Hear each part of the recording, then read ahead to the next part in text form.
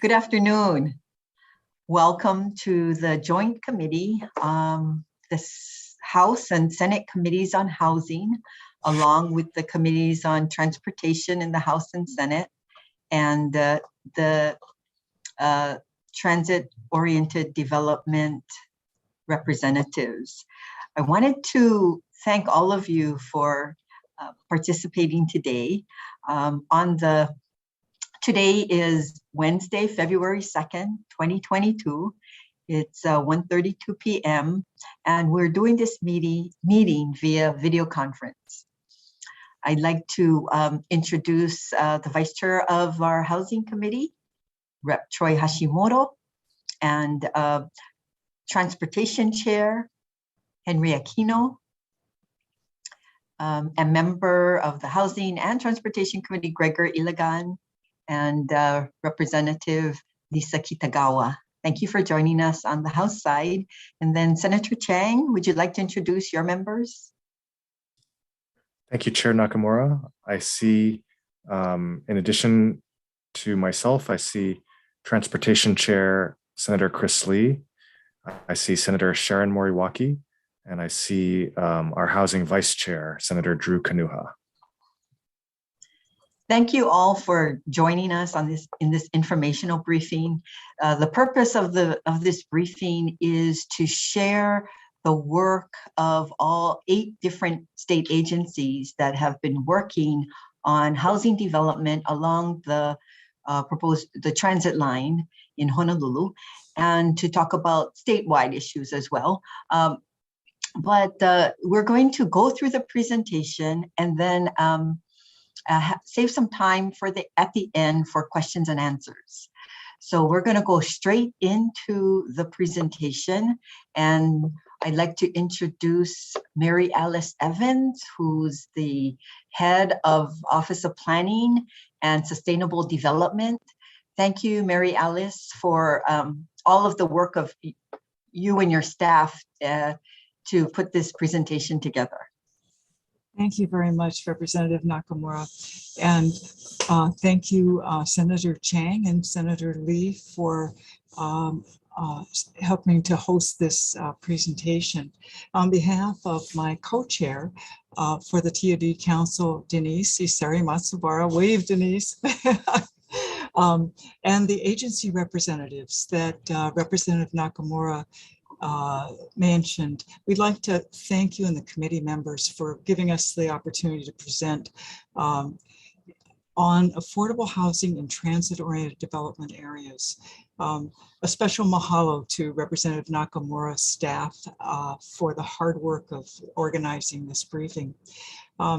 After our presentations, we hope you'll have a better idea of what the state agencies are doing in collaboration with the city and private sector to meet the housing demands and build family-friendly communities along the rail corridor. We have a lot to show you. So I'll introduce the teams of presenters from the state and city, then Rodney Funakoshi from the Office of Planning and Sustainable Development will take over and guide us through the presentations. With us today for HHFDC are Denise Isari Matsubara, Dean Minakami, and Randy Chu. From the Hawaii Public Housing Authority, Hakeem Uansafi, Kevin Auger, Ben Park, and Andrew Tang. From DHHL, Daryl Ng. From the University of Hawaii, Mike Shibata, Calbert Young, and Bonnie Arakawa. From DLNR, we have Russell Suji, Ian Hirokawa, Lauren Yasaki, and Blue Ka'anehe. From DOE, Randy Tanaka and Roy Ikeda. From DOT, Ed Sniffen, Dre Kalili, Ken Tatsuguchi, Shelley Kunishigi, and David Rodriguez. From HCDA, we may be joined by Deepak Nupani and Craig Nakamoto. And from DAGS, Kurt Odoguro, Chris Kinimaka, and David DuPont. And for the Aloha Stadium, Ross Yamasaki, John Fink, and Ryan Andrews. From the Department of Public Safety, Maria Cook and Wayne Takara. And from the Office of Planning and Sustainable Development, Rodney Funakoshi, Ruby Edwards, and Carl Miura. And last but not least, from the City and County of Honolulu, Harrison Rue. As you know, government cannot solve the housing crisis alone. Hawaii's private sector plays a key role in the delivery of housing units, and we'd like to acknowledge the attendance of representatives of major landowners of properties along the rail line who have assisted the TOD Council in developing the list of planned housing projects that appear in the handout that was distributed to the committee members. From Castle and Cook, we have Laura Kodama and Michelle Otaki. From Kamehameha Schools, Walter Thamos and Hillary Alamar. And from DR Horton, Tracy Tonaki. Again, thank you all. And I'm handing it over to Rodney Funakoshi. Go, Rodney. Okay, thank you. Thank you, Mary Alice. My name is Rodney Funakoshi. So I'm with the Excuse me, Rodney. This is Ruby. I'm having trouble sharing my screen. So some technical difficulties here. I don't know why I can't get this to share. Oh, We can see it. You can see it? We can see it. You're seeing the presentation? Yeah, just Yeah. put it on start. From the beginning. Because I'm not seeing that. I do apologize, everyone. Sorry. It's not in presentation mode, Ruby. I know. I'm good. I'm starting there now. Okay, can you see that now? it's not in presentation mode. Okay. I think it's because my monitor's on the wrong one, I think. How's this one? Sorry. Oh my God. What about clicking on the bottom where you can just go to the slides? Bottom right. No.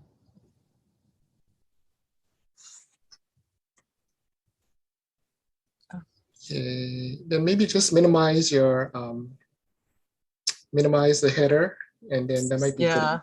The problem is I have two monitors and I can't get it to flip over to the monitor that I'm using. Let me just try one more thing.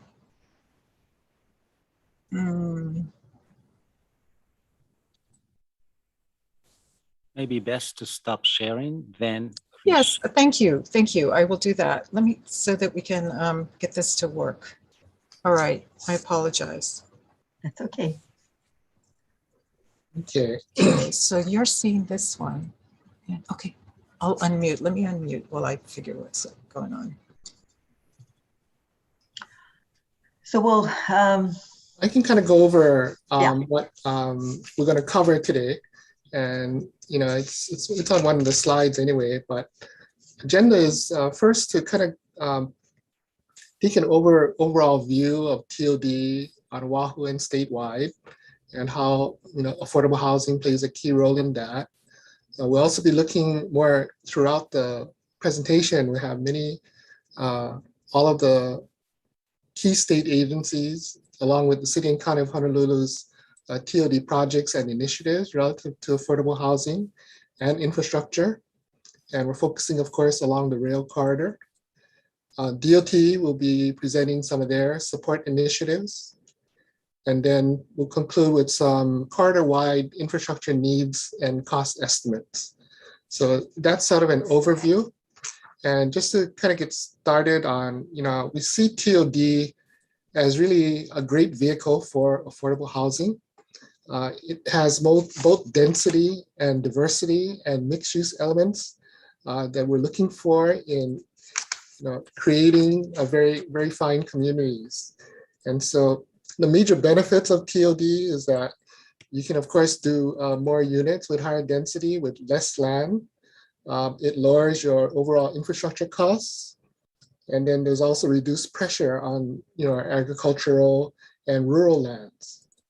And then relative to diversity and mixed use, it allows for subsidizing affordable housing, with market homes. It promotes walkability, complete communities, and access to amenities. And then finally, reduces energy costs, vehicle miles traveled, greenhouse gas emissions. So our TOD Council was formed in 2016 by Act 130, and it includes 25 members, co-chaired by the Office of Planning and Sustainable Development and the Hawaii Housing Finance and Development Corporation. but it includes it has all the key state agencies with land holdings. And then we have also all 4 counties represented on the TOD Council, along with specific interests. So we have developers, affordable housing, and business interests. And we also have HUD also participating. And then last but not least, we have the legislature. So we have Senate and House representatives on TOD Council that meets bi-monthly to go over TOD project status of plans and so forth. Okay, so in 2000, okay, next slide, Ruby, is fine. We have okay. So the state TOD strategic plan was developed in 2018. That was one of the initial tasks of the TOD Council. It kind of sets the framework for all of our TOD work. And there's a comprehensive inventory of over 70 state and county TOD projects. But more importantly, what it sets forth is the vision that we want to see, to use state lands and properties as catalysts or anchors for investing in affordable housing and having more livable communities that can be integrated with public transit. Okay, and then we have a statewide focus, but a lot of activity near term is concentrated on the Honolulu rail system, which is what our focus is here today. But we also wanted to touch on what's going on with the neighbor islands that doesn't have rail, but they certainly have public bus transit systems. All of them do, very good ones that we have a number of projects, and I'll just highlight a few of them next. Yeah, so on the Big Island, in both Hilo and Kona and Puna, one that we're working on is a Lanakila Homes. That's both a public housing and a County of Hawaii multimodal transit project. On Maui, the Kahului Mixed Use Civic Center combines DAGS, public library, and with an adjacent Hawaii Housing Finance and Development Corporation affordable housing project. On Kauai, in Kapa'a, the Samuel Mahilona Memorial Hospital has a great TOD opportunity on its upper level campus that we're currently working on a master plan for. And so these are just some examples of neighbor island TOD that's underway. Yeah, underway there. Okay, next. Okay, on Oahu, however, which is where the bulk of action and activities have been occurring over the past 5 years, we have, well, actually longer than that, but as far as the TOD Council's work is concerned, what we have done is identified 3 priority areas along the Honolulu Rail, and these include the East Kapolei area, the Halawa Stadium area, and then the Iwile Kapalama in more downtown Honolulu. And so these are the areas that we have channeled most of our attention, and where there is the greatest opportunity for affordable housing and mixed-use development in TOD. Okay, with that intro, I'd like to ask the Hawaii Housing Finance and Development Corporation to summarize some of the work that they've been doing relative to affordable housing. So at this time, Randy Chu, if you can introduce yourself and proceed, that would be appreciated. Aloha and good afternoon, committee chairs, vice chairs, and members. I'm Randy Chu, HHFDC Development Section Chief. On behalf of HHFDC, we are pleased to provide you information regarding the transit-oriented development affordable housing projects our agency has completed and currently working on. As an overall summary, we present to you a map of the recently completed and current HHFDC affordable housing projects located on the HART rail alignment. The green circles designate the area within a 1/2 mile radius of each rail station. The purple areas designate areas within a 1 mile radius of the various stations. The red dots indicate the affordable housing projects HHFDC has completed within the immediate past 5 years. The blue dots indicate affordable housing projects that we are working on and are currently active. In total, 17 projects were completed within the TOD areas during the immediate past 5 years, and the current active project count is 14.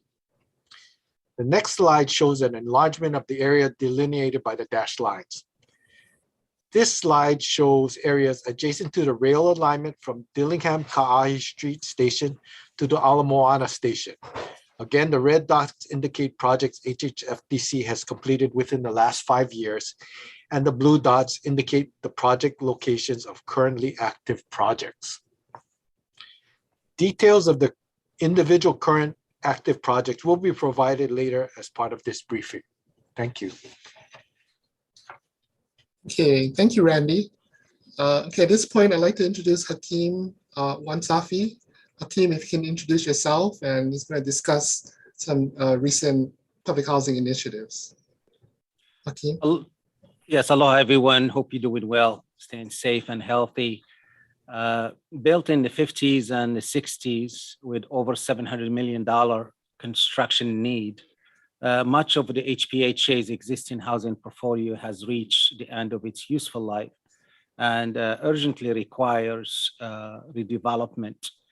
Unfortunately, the federal funding required to remodel these assets has all but halted for decades, and there has been no new public housing constructed since the late 1980s.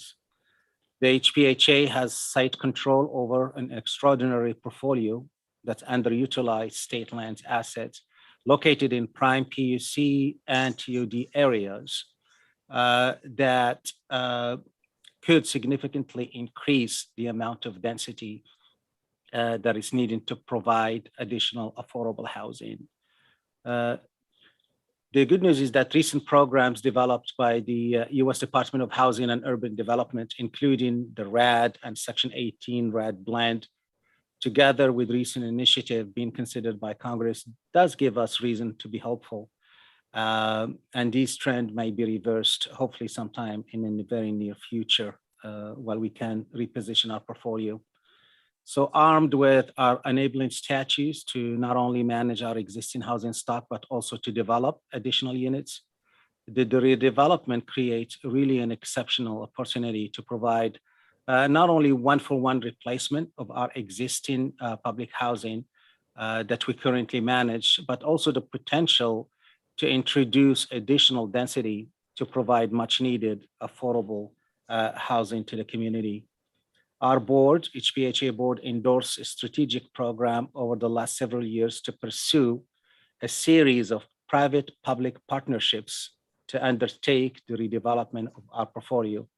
Along the rail, for example, our board endorsed a plan to redevelop 3,000 units currently at the end of its life, where we could potentially build up to 13,000, increasing the inventory by 10,000. Leveraging capital resources through public-private partnerships, transit-oriented development, incentive, and underutilized state assets do create an extraordinary opportunity for us to deliver much needed affordable housing to the state and to create a more livable, vibrant, integrated communities instead of concentrating poverty in one area. Nonetheless, we are aware that there are headwinds and challenges that we face, such as the cost of building in Honolulu being amongst the highest in the nation. I believe we are typically the third or the fourth behind New York and San Francisco. Infrastructure availability remains a challenge, but it is getting better. The majority of our assets are funded by HUD, so we are burdened to meet both federal and state procurement and environmental reviews requirement. And the process of achieving permits, entitlement, and zoning approvals are complex and take a lot of time. Not to mention some of the things we face in some of the projects, most recent projects, the NIMBY resistance, and the sourcing and structuring required to finance these transactions are really complex and sophisticated in the real estate space. But mostly we are also a small island state, and there is simply not enough financial resources, just as the LIHTC and bond cap, to deliver all these units. So we have to phase and be really coordinating with our sister agency. We are hopeful, however, and grateful for the continued cooperation and collaboration that we have enjoyed with HHFDC and other state agencies, as well as county agencies over the past few years. And we are also internally grateful for the continued support that we've been blessed by the legislature, the governor, and the housing advocates. Details on specific developments will be presented by our redevelopment officer, Kevin Oj, when he is called upon by Rodney. Thank you again. Okay, thank you, Hakeem. Next slide.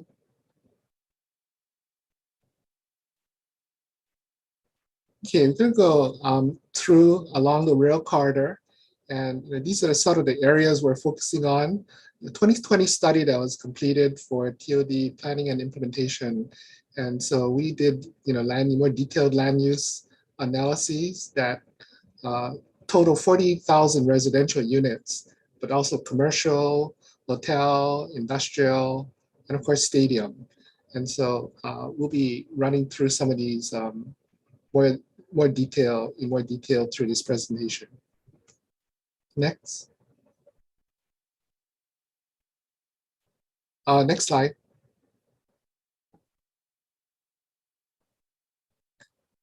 What we have done, the TOD Council formed an affordable housing work group several years ago to take a look at, what are the opportunities. So this table that compiles both public and private projects in the priority areas as well as elsewhere along the rail has been distributed to the legislators.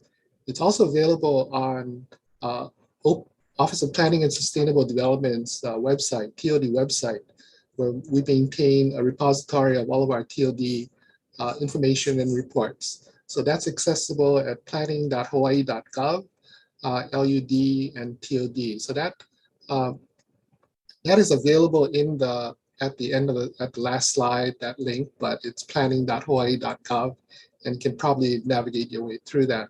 But we're going to go through a lot of the projects in here, but this table summarizes the affordable housing and timeframe for development. Next. Okay, starting out with the East Kapolei TOD priority area. And so this, of course, is the area largely undeveloped now, but major state holdings are here, including UH West Oahu campus, Department of Land and Natural Resources, Department of Hawaiian Homelands, and the private Ho'opili Master Plan community. So a lot of activity out here, along with at least several rail stations that have already been developed.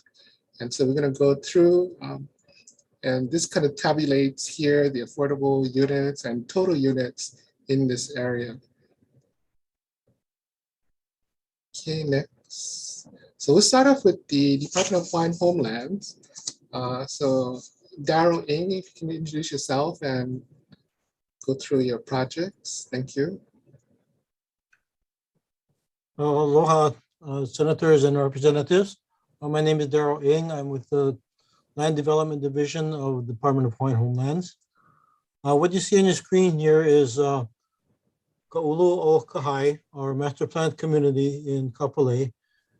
The area in the entire master plan community is about 404 acres. The area in yellow is our DHHL holdings, approximately 250 acres. Parcels were excluded from conveyance to DHHL, with 2 parcels going to HHFDC, Ko'olu'ula, and Kehomoa Place. 2 parcels to the Department of Education for middle school and future elementary school, and 1 parcel to the Salvation Army for their Croc Community Center. Next, please. This is our overall East Kapolei master plan map.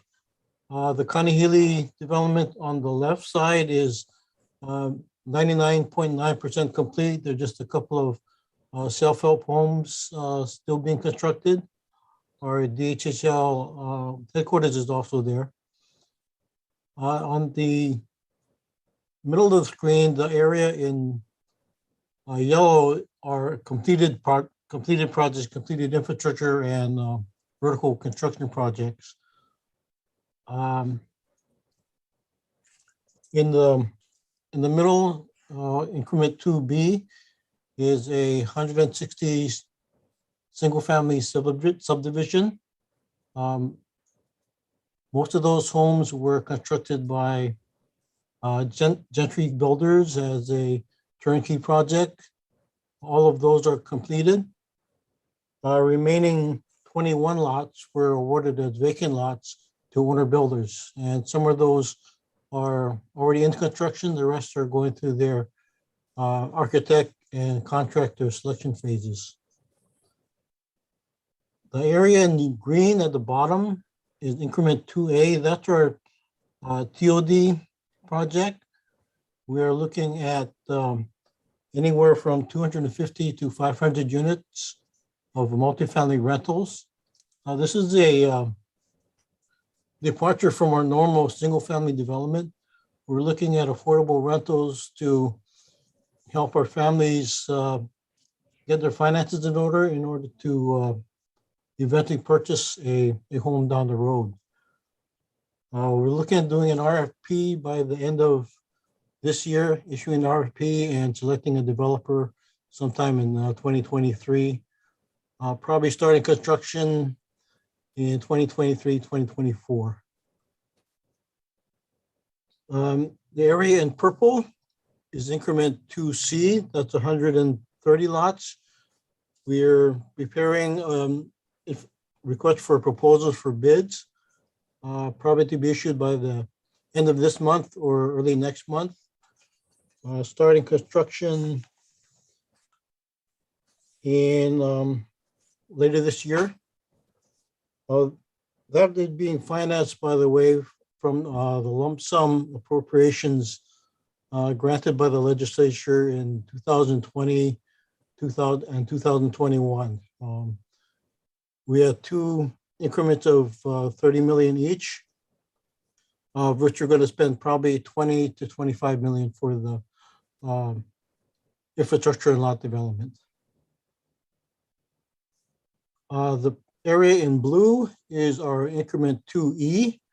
That is going to be starting designs later this year with construction starting in 2025 and completed in sometime in 2026. The white areas, we have future development of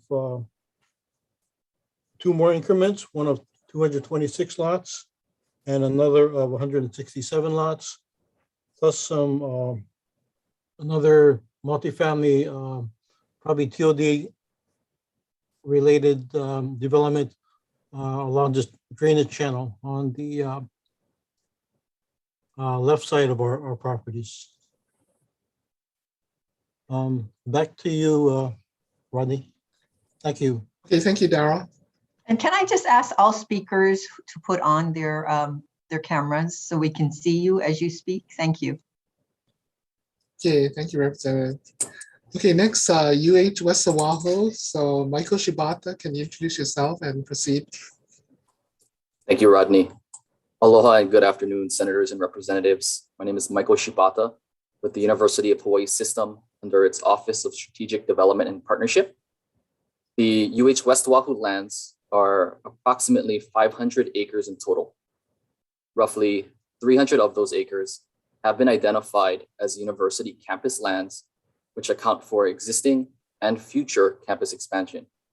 175 acres has been identified as non-campus lands, otherwise known as the university district lands. These lands are identified in yellow on the map on your screen and are generally located adjacent to Kualaka'i Parkway, the first two rail stations of HART, and includes the planned TOD areas. The university district lands are planned to include over 5,000 residential units, over 1 million square feet in commercial, parks, open spaces, and supporting roadways and infrastructure. that are part of the university's long-range development plan, which is in the process of being updated.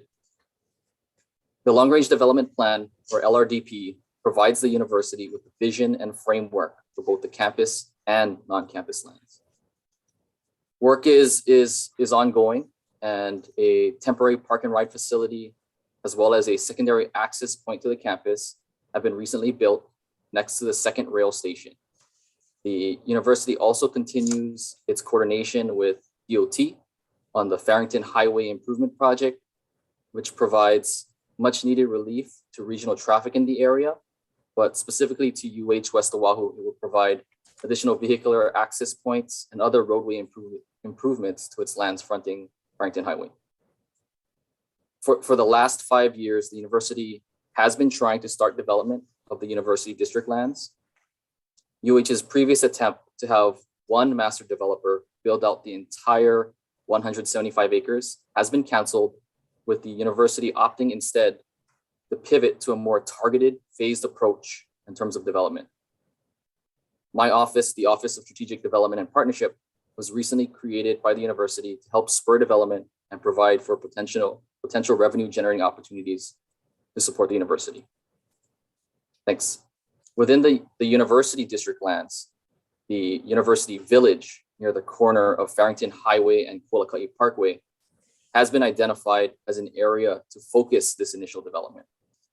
The approach was to identify the low-hanging fruit and locating development in areas with existing major infrastructure already in place or located nearby. Further work is needed to refine this concept, but we are actively working on TOD possibilities with HART and other state agencies. Next slide. The governor has included $10 million in CIP funding for planning and design of the University Village project in the hopes that it will be a catalyst to jumpstart progress to develop additional housing, as well as the potential campus expansion of UH West Oahu. Depending on the size of the University Village project, in terms of the overall concept, the acreage, density, height, the plan could support as much as 2,000 housing units over the next 10 years. Thanks again for the opportunity to present. Back to you, Rodney and Ruby. Okay, thank you, Michael. Okay, next, Department of Land and Natural Resources. Ian Hirokawa, please introduce yourself. Oh, thank you, Rodney. Thank you, members, both House and Senate members, for the opportunity to speak today. My name is Ian Hirokawa, and I'm with the DLNR Land Division. The department has 4 parcels in the East Kapolei region adjacent to the UH West Oahu and rail station. Our affordable housing, our housing efforts will be focused on the 2 parcels that are east of Kualakai Parkway. The central parcel is right adjacent to the the rail station, the UH West Oahu rail station, and the parcel immediately malka of that across Farrington Highway between Farrington and H1 freeway. And as you see on the map, there are the parcels that are marked in red. The parcel marked in red, and also the yellow portions that's affordable for the affordable housing efforts. Could we go to the next slide, please?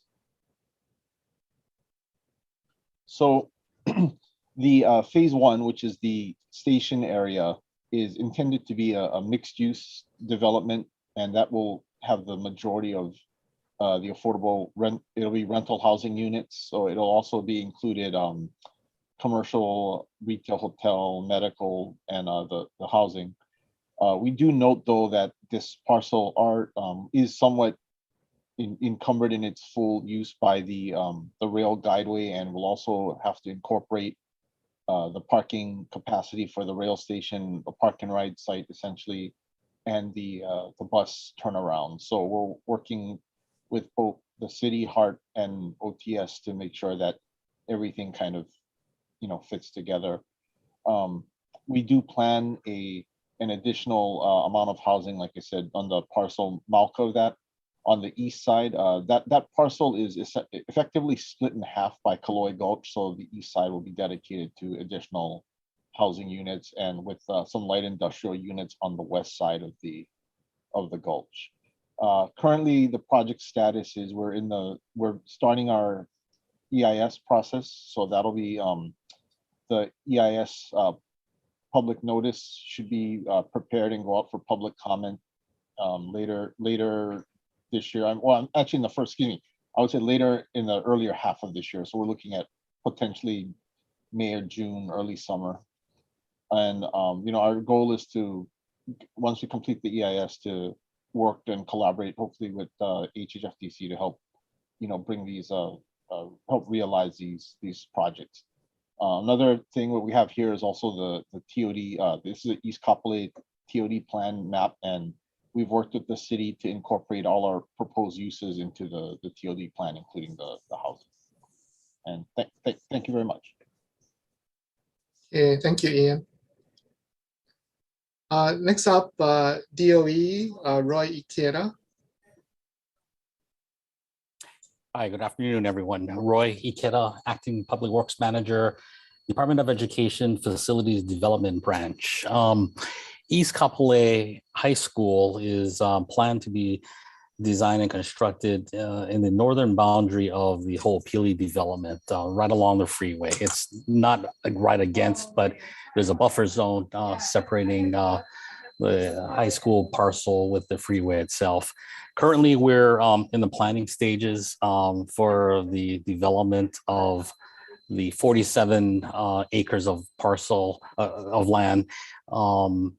And we're actively engaged with our consultant to plan all the facilities for a full high school. This is one of 4 campuses total. There's 3 elementary schools also planned for the area, as well as a middle school. We are in coordination. We are in discussions with DR Horton, as well as the Department of Transportation and the School Facilities Authority on coordinating the timing of the development for the high school parcel. And we intend to go to the legislature in the next few years for design funds as well as construction. Thank you. Okay, thank you, Roy. Next up is DOT, Ed Sniffen. Hi, Ed. Thank you, Rodney. Aloha, Chair, members, Ed Sniffen from Hawaii Department of Transportation. Just to talk a little bit about the Farrington Highway project that we're doing in this area to support TOD. This is a facility that's about 3.5 miles long, or the project itself, to support development in that area. And we showed just a map to indicate all the areas or all the lands that this project will support in providing capacity through this region. Now, this project is, when the way it came about was, in the past, we've conditioned this the requirement of a 6-lane facility through this area. But that condition came in 15, 20 years ago. As we come forward, we're looking at better uses of our land, better use of our resources, and better accommodations of transit itself. Initially, when we started considering the needs of capacity in this area, the transit capture we considered was very, very low. Now, when we start looking at things, and the way the bus is running, the way part will come through, we're looking at better captures of this transit accommodation and making sure that we can accommodate all modes of transportation better. So we designed the facility now for a 3-lane facility versus 4. That 3-lane facility will better capture the needs for capacity through that area at a slower speed, because if you look at this development and you look at where this highway is running, it's going to bisect the community. All of the residents are on one side, the school's on the other. We don't want kids walking across the speedway. So when we look at this 3-lane facility with 13 intersections, 8 of them that are signalized or unsignalized and 5 that are signalized, we're making sure that everybody can cross safely. So it'll be a much better fit for the community, especially for the use that we're considering to this area. And it ties in very nicely to that additional capacity that we're building on H1. So that's how we're looking at this facility here. The 3 lanes, this concept is the way we're looking at all developments moving forward, to ensure that we're not asking developers to develop any more than they need to. We're looking at developing for the needs of the community now and the communities that we want into the future, while making sure that we accommodate better for bikes and peds and transit throughout. Next slide, please. That's what it looks like now. This 3.5 mile project is going to be about $150 million. Next slide. Because it's taking it from that to this new facility. So it's going to be 3 lanes, 1 lane going in each direction with a center turn lane throughout. When we looked at the capacity needs throughout this system, In reality, the 6 lanes or the 4 lanes that we were considering before was taking care of all the turning movements that were necessary at the intersections. We knew we could accommodate that with the left turn movement throughout. So we could pare down the facility, increase the multimodal access to the facility, and make sure that we can take care of all of that capacity through this downsized or right-sized facility. We also have the opportunity, if I'm dead wrong and we need more capacity, we also have the opportunity to contraflow that middle lane during the peak time. So it's a better accommodation for everybody. Next slide, please. Thank you. Okay, thank you, Ed. Next up, we have the City and County of Honolulu. Harrison Rue is going to describe their TOD initiatives, including infrastructure. Harrison? Good afternoon, aloha members. Next slide. I think people are familiar with that this is definitely a greenfield area, very different from some of the areas. And before we jump into the infrastructure for here, just a couple of notes. We've been working, as Rodney mentioned in the beginning, with the state agencies for years. They participated in our TOD plans, our infrastructure needs assessments, both for the corridor and for EVA. And then we've participated in all of the state TOD strategic plan implementation projects and infrastructure. We've been fortunate to have some of the same consultants. So some of this team has been working on these infrastructure needs for years. And then we'll talk more about the infrastructure finance project later. But I do want to also mention that we're going to focus just on these kind of infrastructure and major TOD things today. This is not at all of the efforts that city is doing on housing and infrastructure, both in the TOD corridor and the urban area. And we can talk about some of those another time. But there's a lot of money on the streets for affordable housing from city right now. About 40 million was just announced. And we're also working to expedite housing projects in urban areas just outside of the TOD zones as well. So just going to focus on the ones that really serve the major state properties today. Next. Years ago, we did this, assessment of housing potential, came up with around 50,000 in the corridor. That number is probably north of 60 or more now. But you can see on the left, tiny print is East Kapolei, the biggest single area in terms of capacity because it's a greenfield. And then moving over, right, you see Ala Moana, but the two just left of Ala Moana is Kalihi and Iwalei downtown. You put those together, and that area, both in terms of capacity with the state and private lands like KS, Castle and Cook, tremendous capacity in that area as well. Next.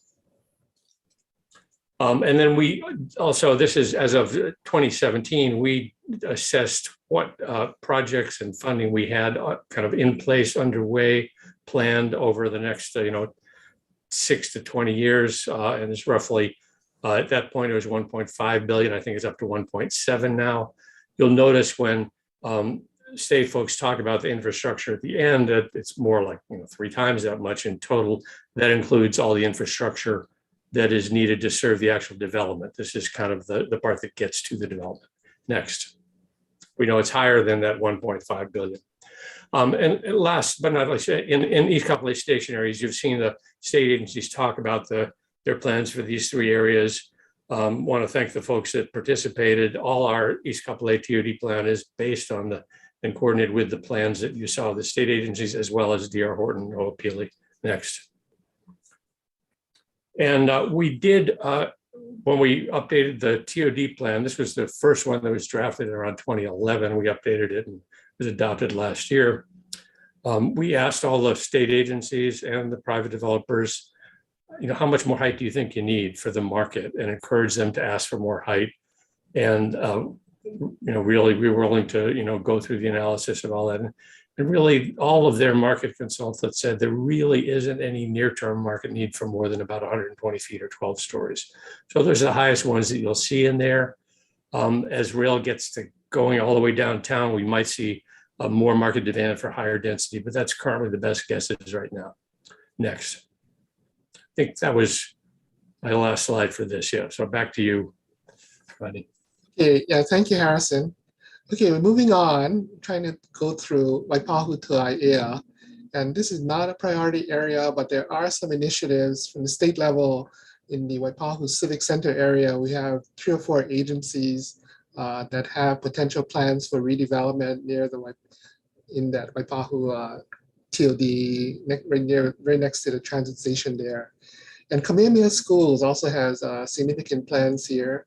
So they have both in that TOD area to develop affordable units.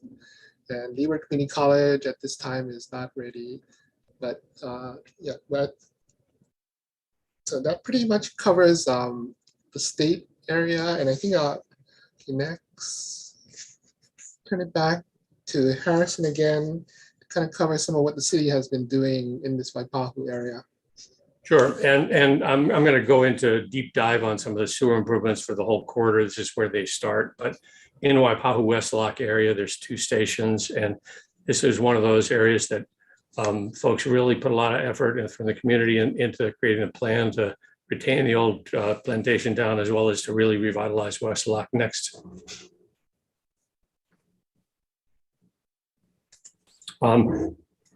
So we're talking a lot about major infrastructure, but we've also have roughly 70 or so rail access projects and minor improvements to a lot of streets and roads. And one of the first ones to get implemented was the Waipahu Transit Center going in the existing Hikimoy. This is one of our busiest transit centers along Hikimoy Street, and it serves all the state civic campus there as well. The area that KS wants to develop is really in the lower left hand, below that on either side of Hikimoy Street. But we went through and spent several $1 million on widening the existing waiting areas they're already crowded with buses. So when rail comes, to be able to have more access to the buses, as well as a major kind of green infrastructure to support the new trees along there as well. So we kind of did some kind of climate action stuff as well. Next. We also, this is the one area that has the adopted zoning. And if it's not colored here, it's basically largely single family neighborhoods or areas that don't want to see improvements like some of the industrial areas left out. That adopted zoning is automatically mixed use.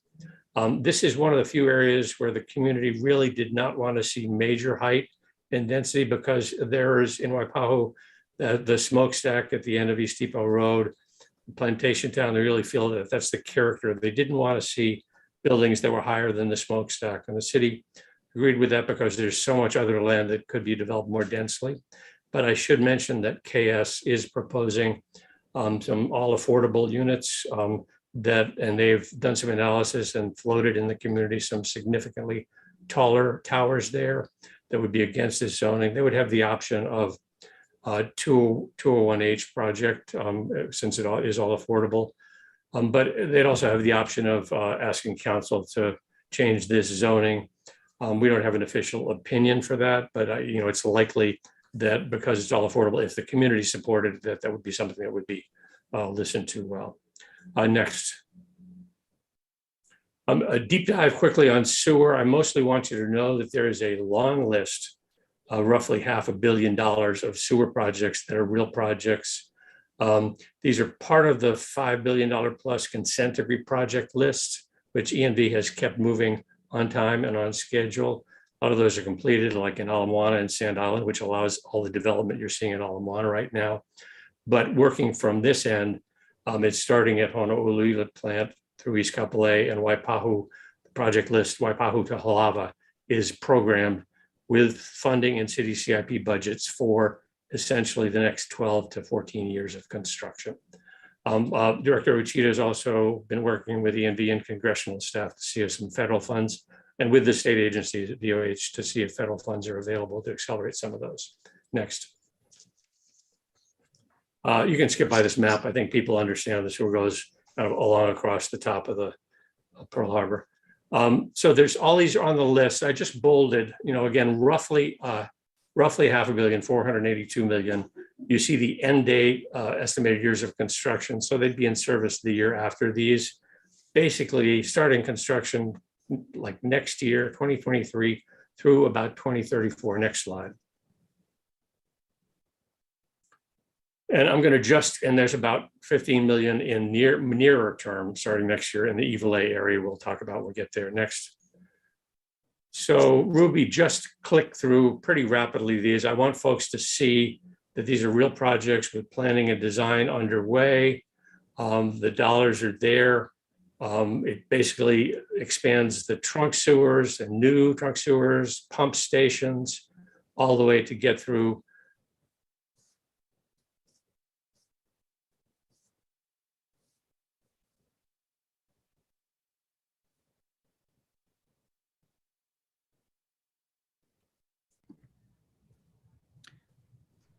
Harrison, I think we lost your audio there. Yeah, you're muted, Harrison. I'm so sorry. Yeah, I have my notes on top of the keyboard and I actually muted myself. So anyway, this gets us up to Pearl City. I'll talk about the Halava ones. This package, about $500 million, gets us all the way to Halava with capacity to do the full Halava improvements. Next slide. I just want to add too that we do have programmed the Pearl Ridge Bus Transfer Center. We required the land around the Pearl Ridge Station, and DTS is planning a essentially temporary interim bus and multimodal center there that will actually be a feeder for the buses that continue on towards downtown and up Malka until rail goes all the way. And that's programmed and in process. Next. Okay, so back to you, Rodney. Okay, thank you, Harrison. Okay, the next area is the Halava Stadium TOD priority area. And so all of you know where this is, but we have a number of projects, lots of state lands. So DAGS, public housing, and HHFDC in particular. So we'll proceed with their presentations. So first up, Stadium Authority and Department of Accounting and General Services, Chris Kinimaka. Aloha chairs, vice chairs, and members of both committees on housing. The new, Ruby, slide 1, please. The new Aloha Stadium Entertainment District will create a vibrant live, work, play, and thrive destination on Oahu, with a new multi-purpose stadium serving as a centerpiece for mixed-use real estate development on the existing 98-acre Aloha Stadium site located in Halava. As depicted in this conceptual programmatic master plan that formed the basis for our environmental impact statement, this mixed-use development embraces a concept set forth in the Halava Area TOD plan adopted in 2020 to provide a walkable community with multimodal access and increased density offset with open green gathering spaces and shared facilities for community, educational, cultural, and healthful enjoyment. Traffic is directed off surrounding streets into the district, where residents and visitors would then flow into the many planned parking structures within the district. Multimodal access is key, and pedestrian overlap with vehicular traffic is minimized. Next. Development is progressing via 2 separate procurement efforts. The stadium project is being pursued as a public-private partnership, design, build, finance, maintain agreement on roughly 23 acres as shown in the blue shaded area on this map. The real estate project will encompass roughly 73 to 75 acres balance of the district as shown in the lavender shaded areas, with development in phases anticipated to start on the left end of the map between the Halava rail station and the new Aloha Stadium locations. In our concept, development would then proceed likely as shown, moving clockwise by the different shaded buildings in 5-year increments, with each phase including residential, commercial, retail, and community spaces completing in 20 years. Of course, the final plan will be established in partnership with the selected real estate developer and with community and stakeholder engagement providing active guidance. Next. The key project features include, for the stadium, a downsized venue replete with modern upgrades to enhance the user experience, to support a wider variety of sports, concerts, and events, and to generate increased revenue more efficiently all year round. The real estate project provides for long-term master planning of this development, which would complement the stadium and align with the vision of transforming the site into a mixed-use live, work, play, and thrive district. Next. This is a daytime aerial conceptual rendering that demonstrates development within reasonable height limits and density to respect the topography of the site and to reunite with the surrounding community for 24/7 enjoyment. This is how we envision replacing the fenced-in sea of asphalt parking that divides the present community with welcoming inroads, allowing for dynamic community revitalization to the benefit of residents and visitors alike. This master plan includes residential housing, commercial and retail space, and a business hotel or two, depending on the market absorption, as well as gathering and community spaces. It is not a luxury resort development, nor does it include a strip mall with its typical surface parking. Next. Our project schedule for the 3 primary efforts is reflected here. For the stadium, we already have 3 priority listed respondents who are eagerly waiting in the wings for us to issue the stadium request for proposals. We have our technical and legal requirements met, and we await the green light from our financial authorities to move ahead. If we get the green light in the coming weeks, we would look forward to evaluation and award by the end of this year. This past Monday, we were happy to announce the 2 shortlisted real estate development teams, and we look forward to engaging with them next week. We also anticipate evaluation and award of this project by the end of this year. Under this schedule, construction on either project could begin as early as 2023.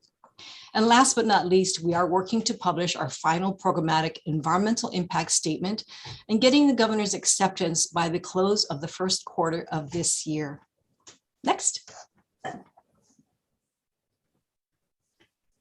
On behalf of our NACID team, we wish to share that this endeavor is not just a game, it's an experience. So please visit us at nacid.hawaii.gov for more information. Mahalo. Okay. Thank you, Chris. Okay, next up, Hawaii Public Housing Authority, Kevin Ojay. Thank you, Rodney. Aloha chairs, representatives, and senators. My name is Kevin Ojay. I'm the redevelopment officer for the HPHA. HPHA's Pu'uwaimomi property occupies 12 acres located directly adjacent to the Aloha Stadium Heart Station. The site is currently approved with 260 federally funded public housing units contained in 27 2- and 3-story buildings. Constructed in 1969, these units are now nearing the end of their intended functional life. The site has the potential to support 1,200 to 1,500 new affordable housing units, including the 1-for-1 replacement of the existing public housing stock. The agency was recently awarded a $400,000 TOD CIP planning grant for this project, and we are grateful to Governor Ige, the legislature, and the Office of Planning and Sustainable Development for making this grant possible. The grant will allow us to begin preliminary master planning for the project much sooner than our previously anticipated schedule. This site is considered an especially attractive redevelopment candidate due to the higher density available under the city and county's Halava area TOD plan and its proximity immediately south of the Aloha Stadium, Heart Station, and the proposed NACID redevelopment. This is an important project for the agency and the state and will require continued interagency coordination and collaboration. HPHA anticipates working closely with DAGS, the NACID development team, and the OPSD to ensure that redevelopment of the site achieves state TOD objectives. Thanks, Rodney. Back to you. Okay, thank you, Kevin. Exciting stuff. Hawaii Housing and Finance Development Corporation, Randy. Thank you, Rodney. Next slide. Okay, the Honolulu Highlands project is a senior affordable rental housing project located in Aiea, just south of the Aiea Public Library. The site is where the former Aiea sugar mill was once located. The project will consist of 139 for-rent units. All units will be affordable and will be as the listed affordability breakdown. Scheduled completion is February 2024. The developer for this project is Honolulu Highlands LP, a single-purpose entity established for this project by Hui Kauhale Inc., EAH Inc. Next slide.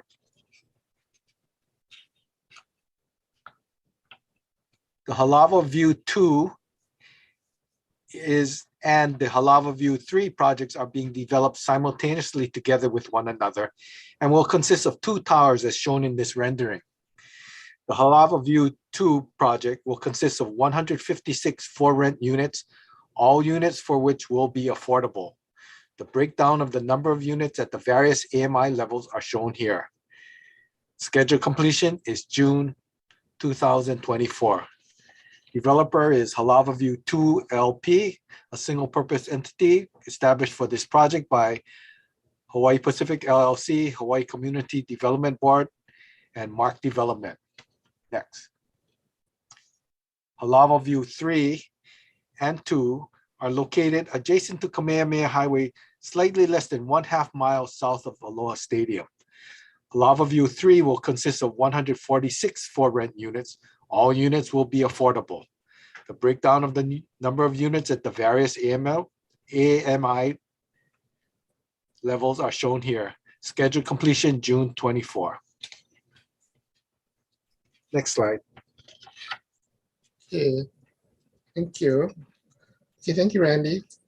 Next up, City Harrison will summarize some of the TOD planning and infrastructure in the area. Yeah, next, please, Ruby. So I think people are very familiar with the planning area. When we did the original TOD plan, we worked very closely with DAGS and Stadium Authority and other state agencies, HPHA, and basically their concepts are baked into the TOD plan, which City Council adopted. We drew several things like this, you know, different alternatives, but we were very clear. Next slide. Very clear in the actual adopted plan that it's really just color blobs, because we're not saying you need to follow anything like the layout that we had. Just follow the TOD plan principles, which their consultants have been doing as they go along, and that's also baked into, I think, their RFP. I did want to mention the height. So it's a very flexible framework for those master plans. The plan also includes properties like the Ice Palace and the old Kmart site, in addition to the public housing site. But we asked the agencies what heights they really wanted to focus on, and the 250 near the stadium, near the station, is really about the max for the market. There was some consideration of higher heights, but this is also right on the edge of the airport area that requires some consideration of whether it's too high for the flight paths. The 150 foot on the right near that whole area, that was increased in an amendment to the draft TOD plan at the request of DAGS and Stadium Authority. We originally had stepped it down to 90 feet in the area farthest away from the stadium, and the council agreed to increase it to 150, which was their request. Next. And similar, there's some sewer improvements from Waimalu, which is, you know, just the other side of Aiea Town Center. Another, you know, $70 million project for new rehab replacement of the trunk sewers towards Lava. Next one. And then the Halava pump station force main improvements, 20 million for that. You can see that the out years of these, construction ending 2033, so roughly a dozen years from now. And it will, if you notice the bold print underneath, it'll relocate the force main out of the existing Aloha Stadium parking lot to allow for the planned stadium development. Once DAGS has the development team in place and the engineers really look at it, it might be possible for the developer to do a portion of that on-site work so that we're not waiting for this particular project. Those are details, but this is programmed to be completed and get the capacity to the stadium in roughly a dozen years from now. Next.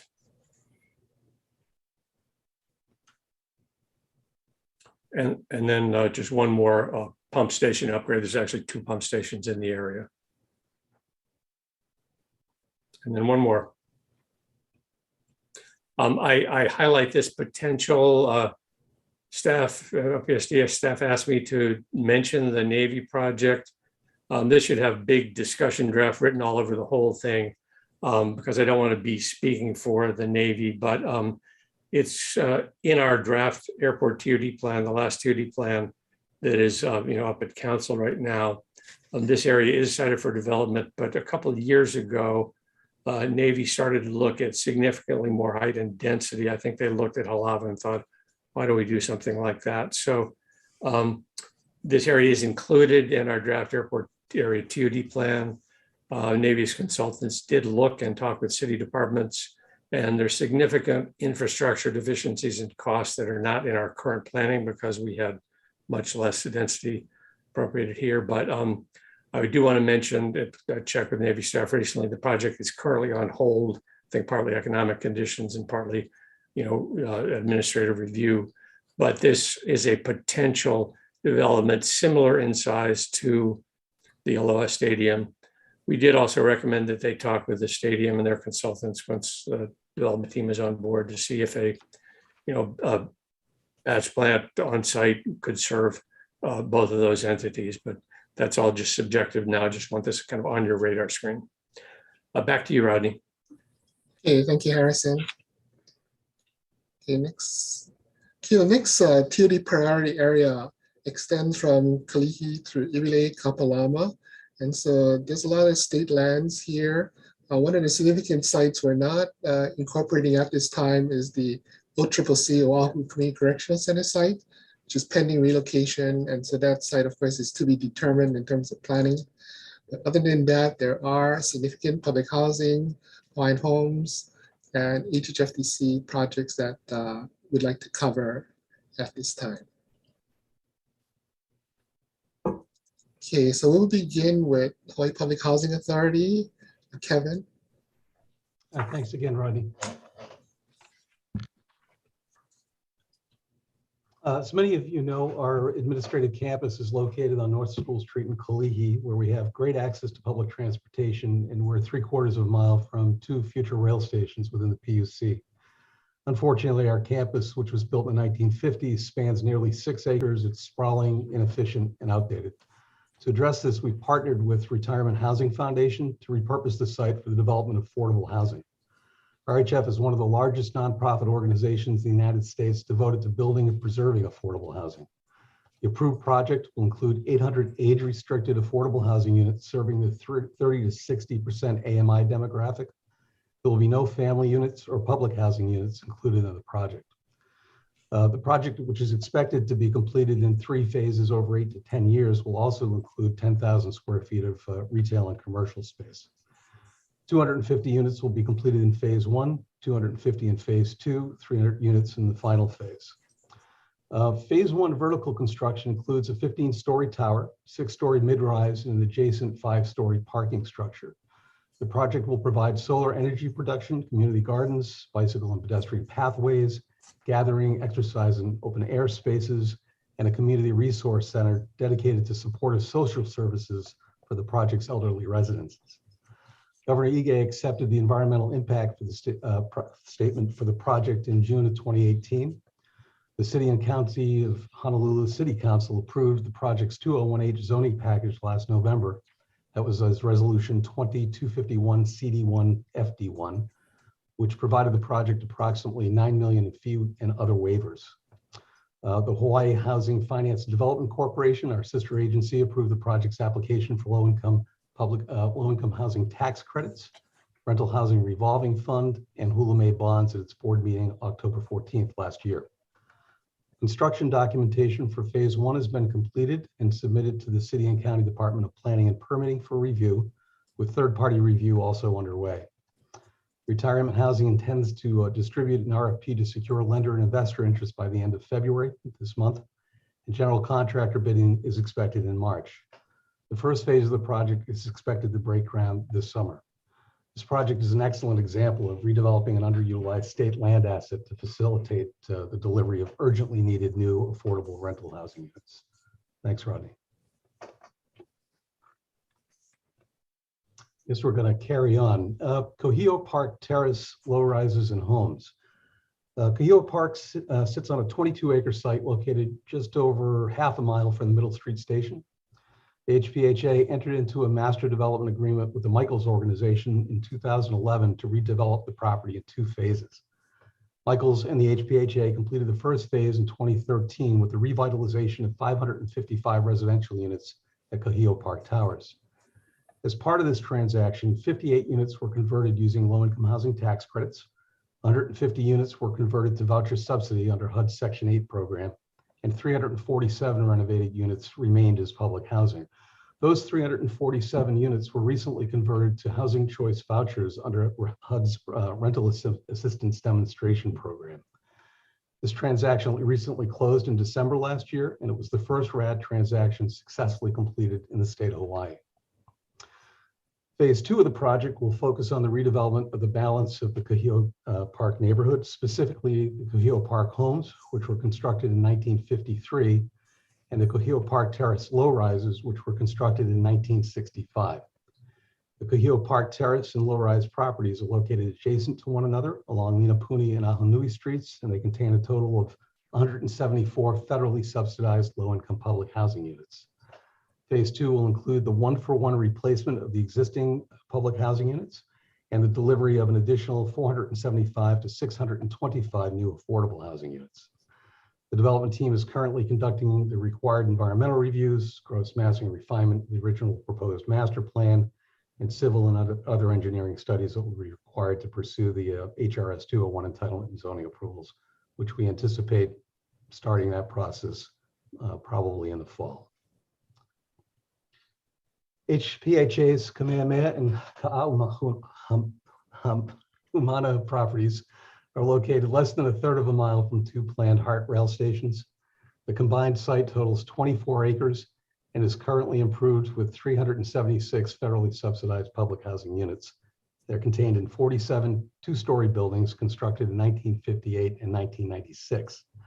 The site's also nearly contiguous to Kalihikai Elementary School, Kalakaua Middle School, Kalakaua District Park, Farrington High School, and the Honolulu Community College is located less than a mile away.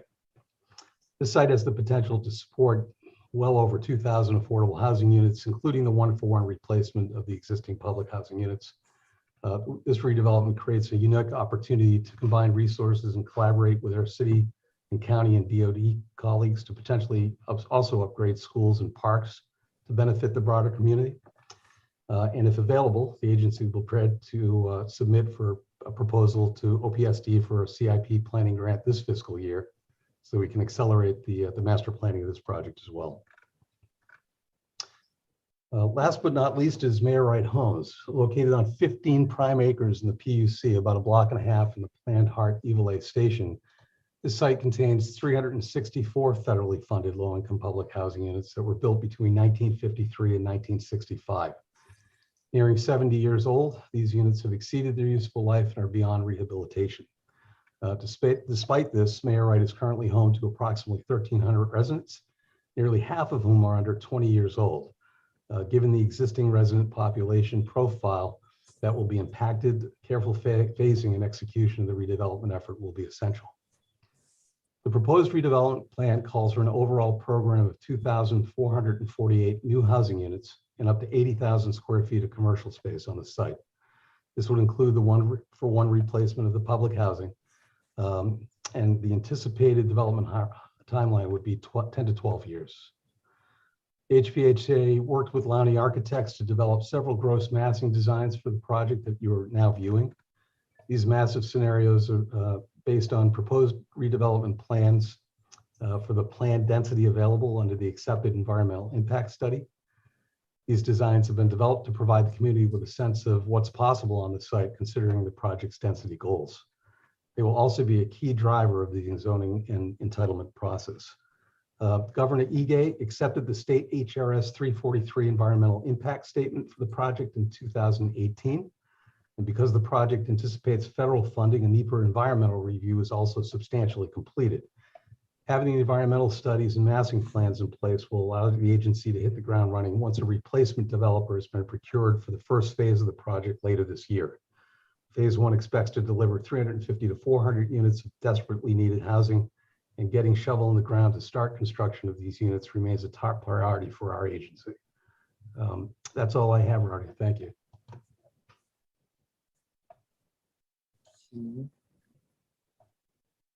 Okay, thank you. Next up, HHFDC, Randy. We are running a little behind time, so if you can go quickly, that would be appreciated. Certainly, Rodney. HHFDC has several projects in the subject area. First being the Liliha Civic Center project. This project is located in the corner of King Street, Ivalay Road, and across Ala Park. The land parcel was set aside to DAGS via Executive Order 4131 in October 2005. This joint HHFDC DAGS project is a mixed-use project that is scheduled to include multifamily, civic center, office, and parking components. Based on our planning due diligence, it's estimated at this time the project could support approximately 300 living units. HHFDC plans to issue an RFP for master planning of the site and development of the residential component based on a 75-year lease. Next slide, please. The Honolulu Senior Project is located in Chinatown on River Street. The project consists of 155 senior for-rent units. 100% of the units will be affordable in accordance with the affordability breakdown listed on this slide. Project completion is scheduled for April 2023. Developer, Honolulu Senior Development LLC, the Michaels organization. Next. Hocking Holly. This project consists of repurposing a previously commercial building for residential use. The Hocking building is located downtown on the corner of King and Nuuanu Avenue. After the renovation is complete, there will be 39 for-rent units. 100% of the units will be affordable. 4 units at 30% AMGI and 35 units at 50% AMGI. Scheduled completion is July 2023. Developer is Hocking Buildings LP, Skylar Pacific LLC, Hawaii Pacific LLC, Hawaii Assisted Housing Inc. Next. The Kokua Senior Project is located in the downtown Honolulu at the corner of Beretania and Alakea Streets. The multi-story building will provide 222 for-rent units, 100% of these units being affordable at rents reflective of 30% AMGI and 60% AMGI. Scheduled completion of the project is August 2023. Developer Alakea Senior LP, which is a collaboration of High Ridge Costa Development Company LLC, Affordable Housing and Economic Development Foundation, and Coastal Rim Properties, Inc. Next slide. The Pauahi Kapuna Hale is located in Chinatown on North Pauahi Street. This project consists of conducting a major renovation to an aging facility to extend its usable life for decades ahead. The 47 for-rent units will be 100% affordable at 60% AMGI level. Scheduled completion January 2023. Pauahi developer is Pauahi RHF Partners LP. Next slide. Okay, this project, the lack of sufficient infrastructure is oftentimes the limiting factor in permitting the development of new or redevelopment of existing parcels for affordable housing. In the immediate Ivalay Kapalama area, the state of Hawaii has several planned affordable housing projects that will require upgrades to the existing infrastructure in order for them to be built. The projects include the Liliha Civic Center, Kukui Gardens, and Mayor Wright Homes. Additionally, other landowners in the area, such as Kamehameha Schools, has plans for redeveloping their properties into affordable housing. This project consists of preparing a comprehensive master plan to identify the infrastructure upgrades required to facilitate the current and future affordable housing development and other planned developments in the Ivalay Kapalama area. The infrastructure addressed in the master plan includes sewer, water, drainage, electrical, communications, and access requirements. The study area for the master plan consists of lands bound by Waikimilo Road, Halona Street, H1 Freeway, River Street, and down to Nimitz Highway as shown on this map. The infrastructure master plan is scheduled to be complete in May 2022, and the EIS for the master plan is scheduled for completion in February 2023. Thank you, Rodney. Okay, thank you. Okay, Harrison will summarize some of the city and county's TOD efforts in this region. Sure. Next, we can do the quick version. People are very familiar. Next one.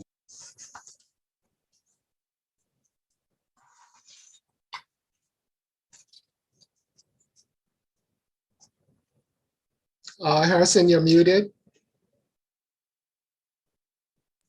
too much going back and forth. And so the area in yellow is generally Iwilei and Kapalama area. Next one.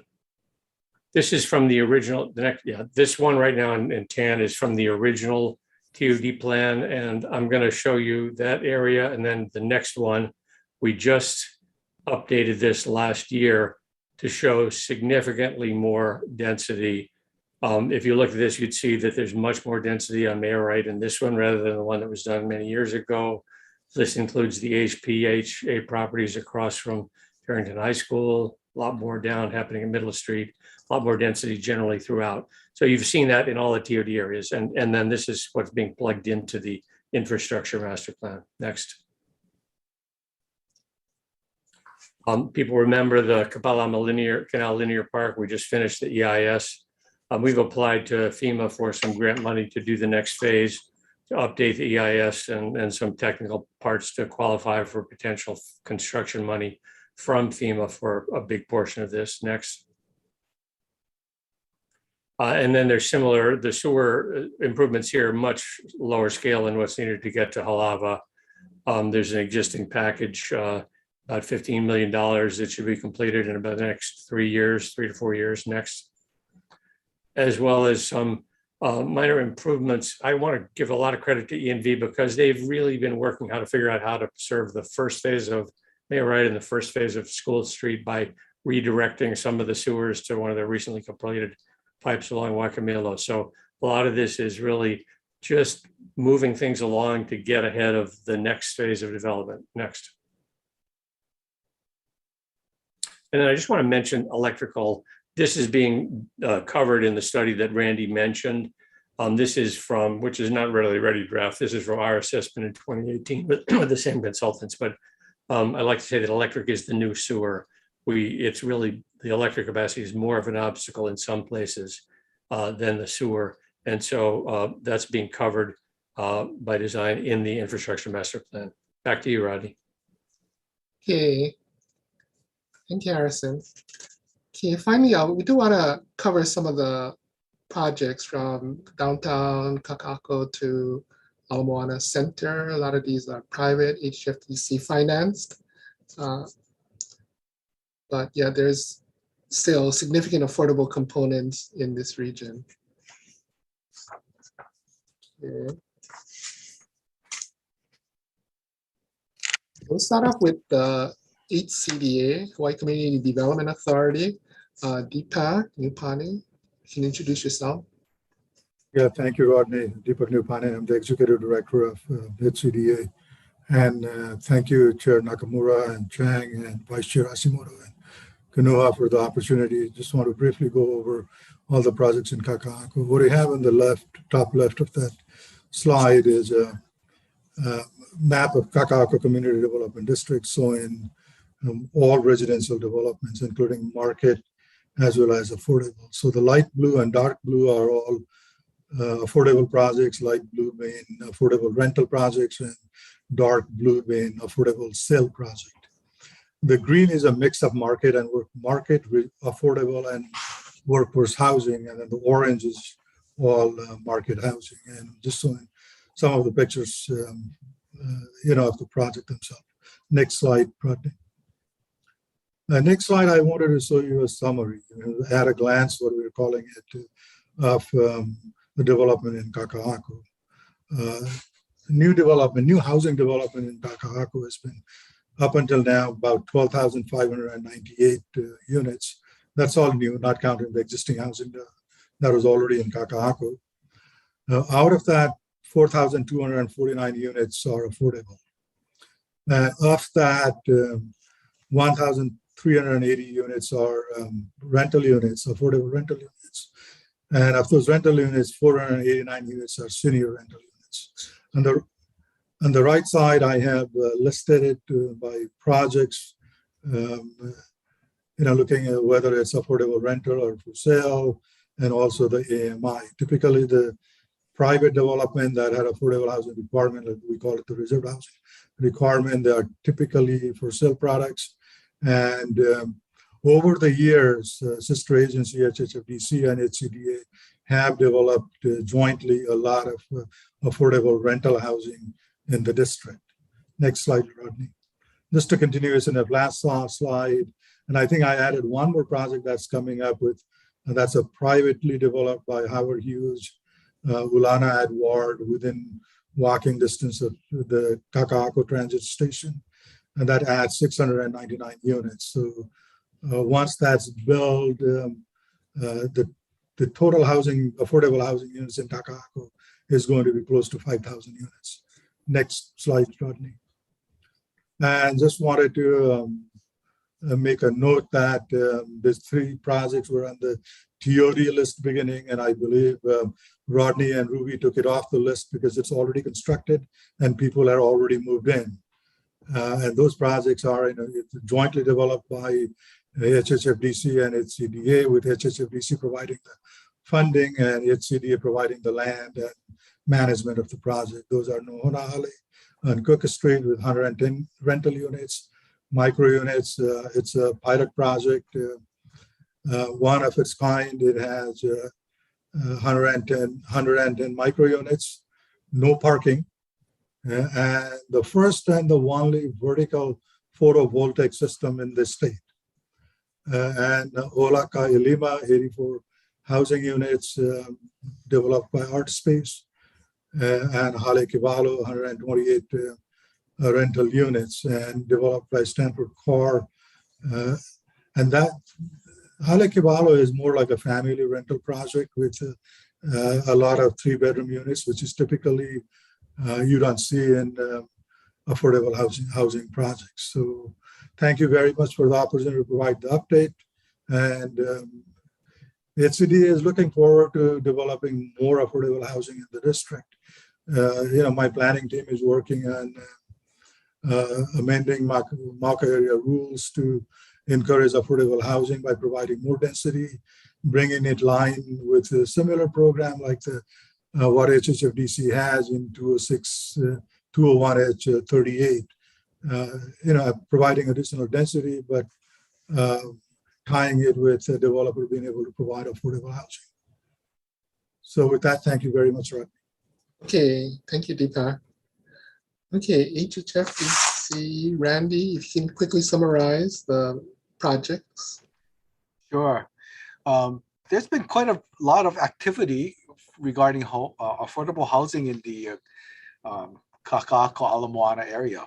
First, the 690 Pohukaina Street project, located 1/2 block away from the Hart Kaka'ako rail station site. Executive Order 4533 set aside the project land to HHFDC for affordable housing and educational purposes.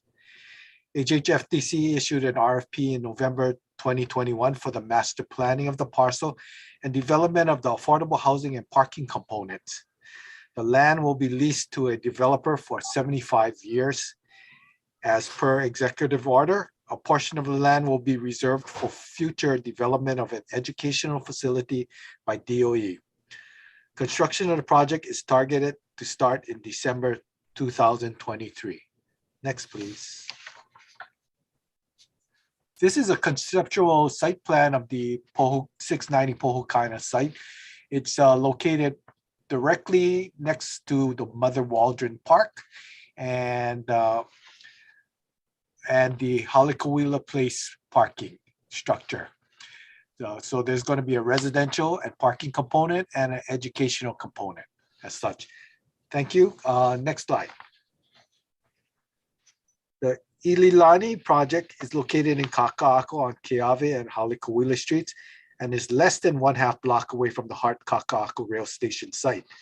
The project will have 328 for sale units. 197 of the units, which constitutes 60% of all the units, will be affordable. Affordability criteria for the units will be between 80% and 140% AMGI. Project is scheduled for completion in April 2021. Next slide. Okay. 803 Waimanu. Construction of the 803 Waimanu project was completed just January of 2022.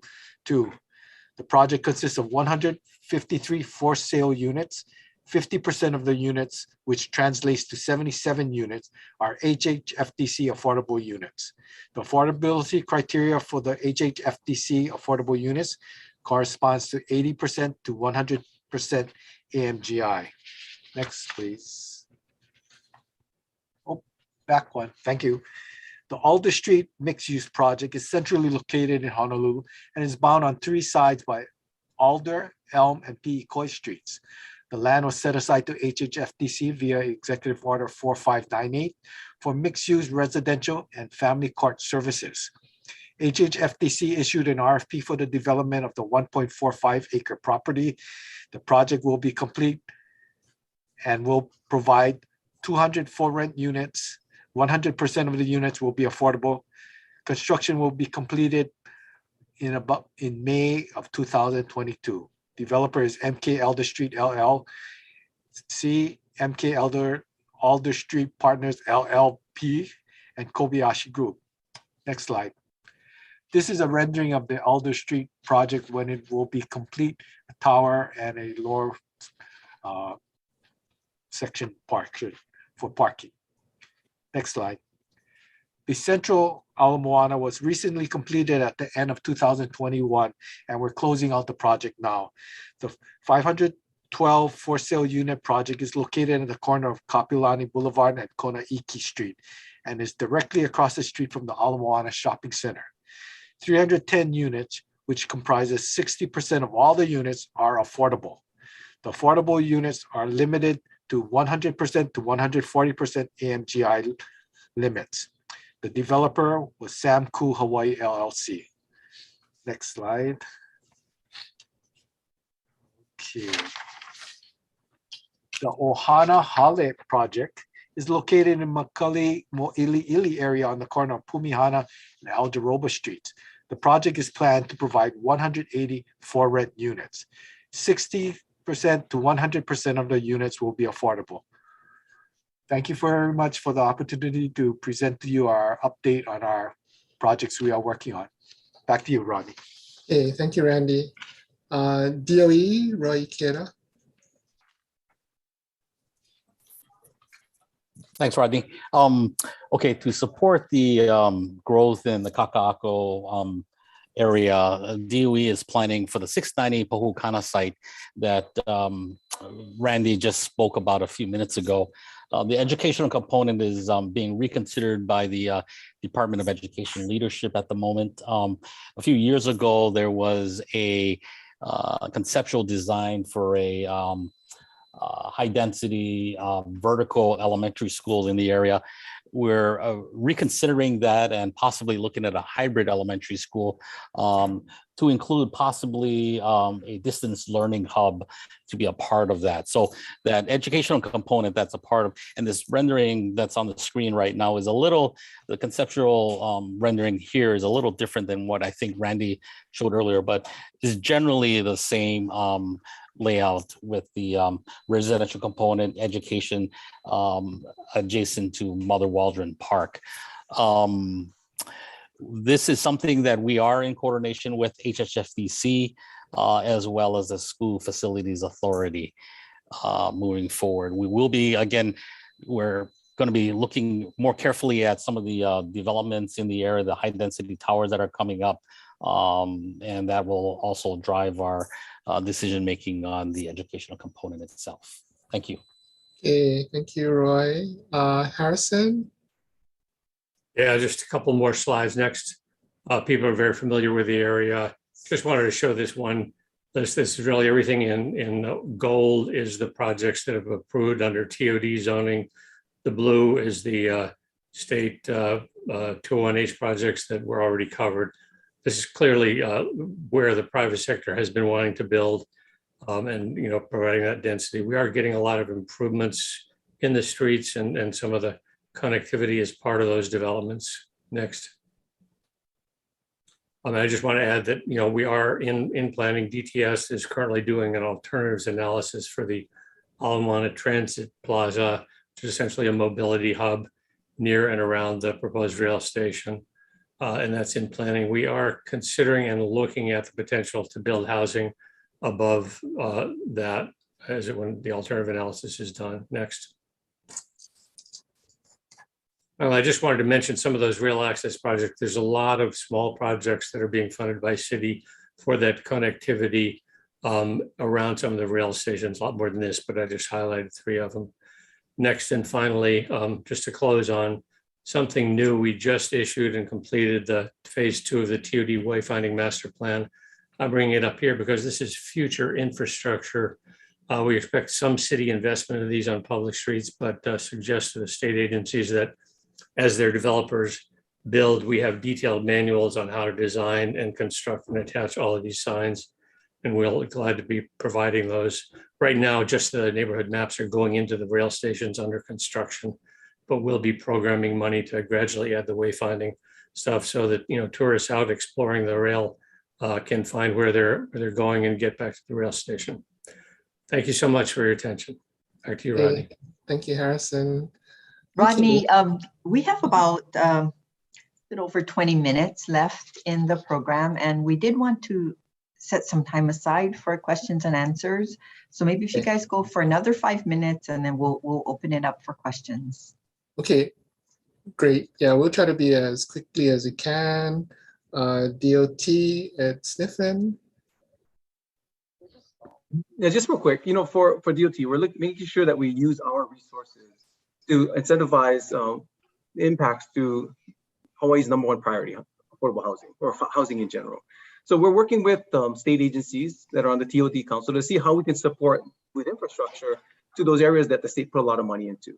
We're also working with developers to partner in developing more affordable housing sooner using our resources. We all know that infrastructure is expensive and is what's holding up a lot of developments moving forward. So if we can trade out infrastructure that the state can put in for facilities or affordable housing that developers can build, it helps everybody. I mean, developers already have their land entitled, they already have infrastructure in place, so they can do things a lot faster than we can if we partner with them. So that's how we're looking at the Ever region. We're looking at building out infrastructure on H1 to make sure we can incentivize more affordable housing in D.R. Horton's facility. We're looking at the facility right on Kolakai Parkway and on Farrington Highway to ensure that we put 300 units in that area within the next 2 or 3 years. So those are the types of deals that we're looking for in utilizing the funding that we have throughout our system. Thank you. Okay, thank you, Ed. Okay, I'll go quickly through some corridor-wide infrastructure needs and cost estimates. For the 3 priority areas, we did do very detailed, fairly detailed analysis of infrastructure needs based on planned land uses. So this graphic shows the existing funded as well as unfunded costs requirements to do infrastructure upgrades. Next. So for East Kapolei, this graphic shows, you know, what's required in the next 10 years, 969 million, next 20 years after, and total 2.6 million. Yeah, you can go quickly through. And so stadiums, similarly, we have fairly detailed regional as well as project-specific infrastructure needs that would be, of course, this would be assumed by the stadium in terms of what they're doing now, largely for their planning. And then for Iwilei Kapalama, similarly,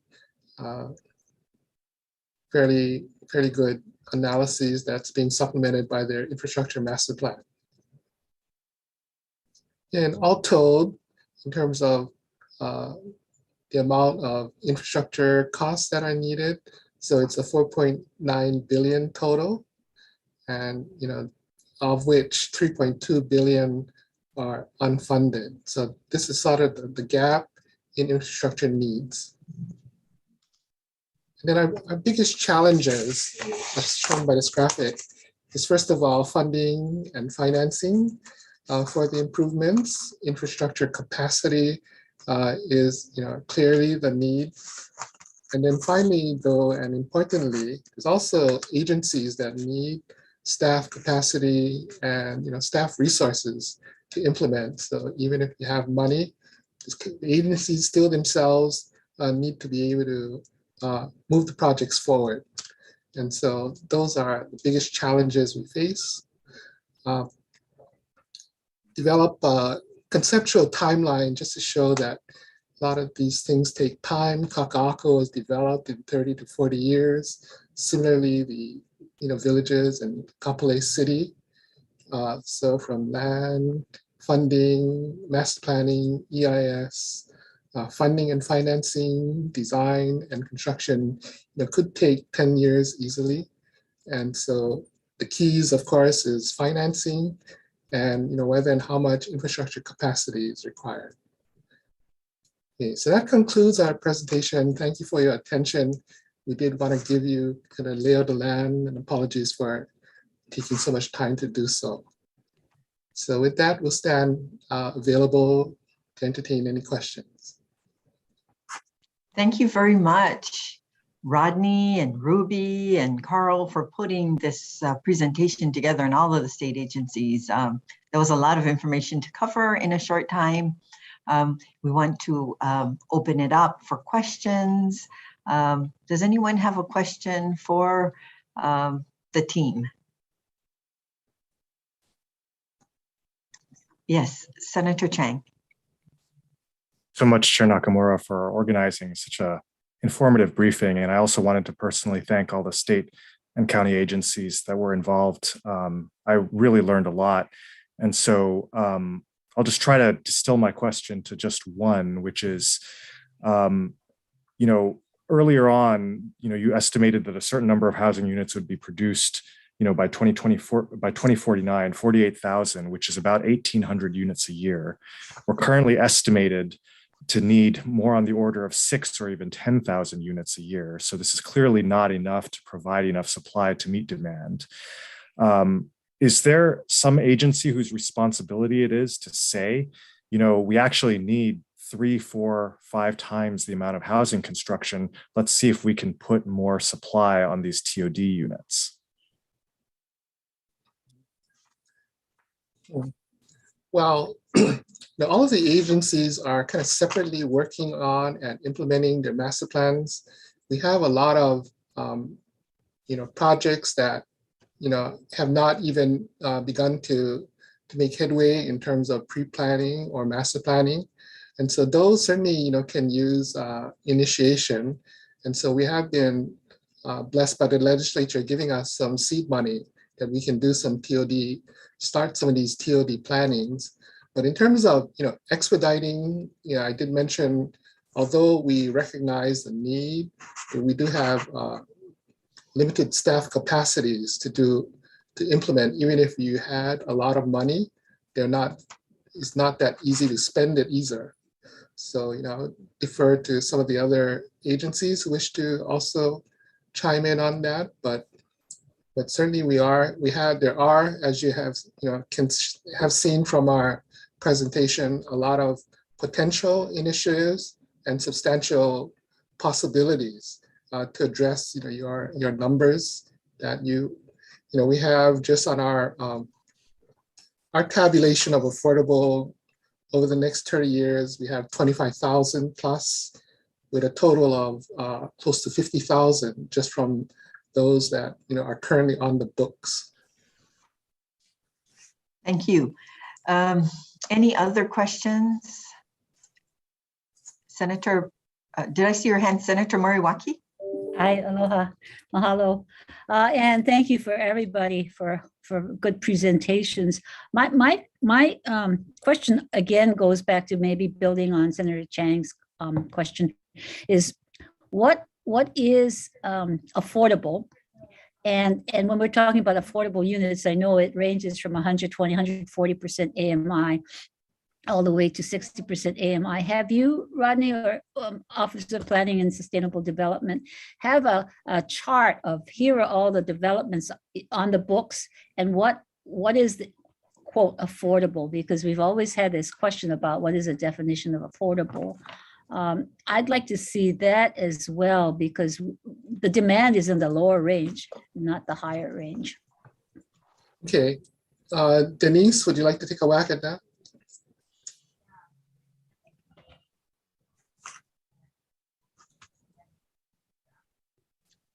I'm not sure Denise is on. Okay, anyone else from either HHFDC? But in general, yes, the affordability definition the state uses 140% area median income. Randy, did you want to comment? Yes, the area median income levels are federally provided numbers for the various areas like Honolulu, Maui County, so forth. And the generally accepted number they use is 30% of your income can be used to pay for housing. So the rents that are correlate to say 100% AMI is if you make $100,000 a year, you shouldn't be paying more than $30,000 a year for rent, for housing purposes. So is there any way that the state across the counties, and again, it's in collaboration with the counties, how we can get a fix on that? We know that we need these housing units, and but are we really building the housing units for where the highest demands are? And that's the most costly. Okay, Denise, did you want to comment? Sorry, I just got back to my desk. Okay. Yeah, the question was relative to affordable housing. What is the threshold, and how do you make more units affordable? Is that did you want to repeat your question, Senator? Yeah, sure. I think Randy was saying, well, the AMI differs according to the geographic location, but what we're looking at is that there's need for housing, but it's mostly at the lower end. The demand is at the lower end, maybe 100% AMI and below. But a lot of the housing that's being, we only have, like in Kaka'ako, for example, HCDA has 140, 120% AMI as the threshold. But how can we build more housing in the lower end, which is more costly? And do you have numbers on that? How many units are being built at that lower levels? So thank you for the question, Senator. So for HHFDC involved projects, the majority are rental projects, and they are at the lower end because most of our projects are built using LIHTC program. So even in our projections in our annual report, I believe 75% are rentals. And I would venture to say that that entire 75% of the 7,500 that we're projecting is going to be using LIHTC. So it's 60% AMI and below for most of them anyway. Now, so most of the projects that we do are at that target market. And you're correct, according to the SMS study for 2019, there's about 35,000 units needed for those making at the median level. So about $106,000 for Honolulu versus the ones making above 100% of the AMI is more like 13 or 14,000 units. But that's what our programs are already geared for. If you really want to help that market, you need to do something about the bond cap. So which is why I believe you have that bond cap bill. That's the most important measure for affordable rentals this session, is to have a statutory allocation for housing, because right now there is none. Housing gets leftover bond cap, and we wait for everybody else to decide what they want to do first, and then housing gets the leftovers. Okay, Dean, did you want to add anything else, Minakami? No, I think Denise, you covered that very well. So, and I'll just note that at the lower levels, a higher level of subsidies required for, especially the 60% and below, you really need a large subsidy. So the availability of financing is a limiting factor. Okay, thank you. I have a question.